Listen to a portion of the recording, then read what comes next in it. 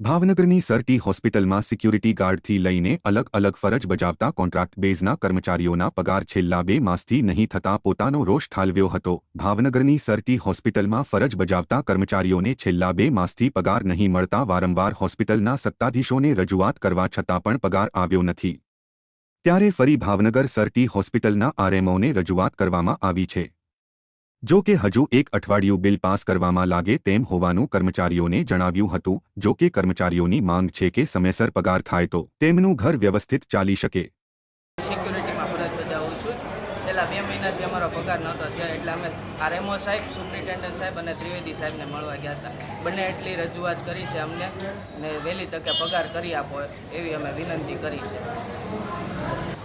અમારો 2 માસ પૂરો થયો અને 3 માસ ચાલુ પગાર થઈ ગયો છે। અમે આની પહેલાં 2 વાર રજૂઆત કરી આવ્યા સાહેબને। રજૂઆત કર્યા છતાં એ લોકોએ અમને એમ કહેવામાં આવ્યું કે હજી મેડમ રજા ઉપર છે, ચાર્જ હજી લીધો નથી કોઈ, મેડમ રજા ઉપરથી આવશે પછી તમારો સાઇન થશે, બિલ પછી પાસ થશે। એટલા માટે અમે ગુરુવારે ગયા હતા, ગયા ગુરુવારે એ વાત કરી હતી કે 4-5 દી રાહ જોવો। અમે 4-5 દીની રાહ જોઈએ અત્યારે એ કહેવામાં આવ્યું અમે પાછા સાહેબને આરએમઓ સાહેબને મળવા ગયા।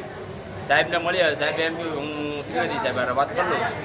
એટલે ત્રિવેદી સાહેબને વાત કરીને ત્રિવેદી સાહેબે એમ કહ્યું કે કાંઈ વાંધો નહીં, હું સાહેબને વાતચીત કરીને કહી લઉં છું, સુપ્રિન્ટેન્ડન્ટ સાહેબ હારે વાત કરી લઉં। સાહેબે એમને વાત કરી અને એને એમ કહેવામાં આવ્યું કે ભાઈ મેડમ કાલે ચાર્જ લેવાના છે, લેવામાં આવે ચાર્જ પછી 2-3 દિવસ પછી જોઈશું અને બિલ પછી પાસ થશે। એટલે ઓછામાં ઓછું હજી અઠવાડિયું લંબાવવાનું કીધું।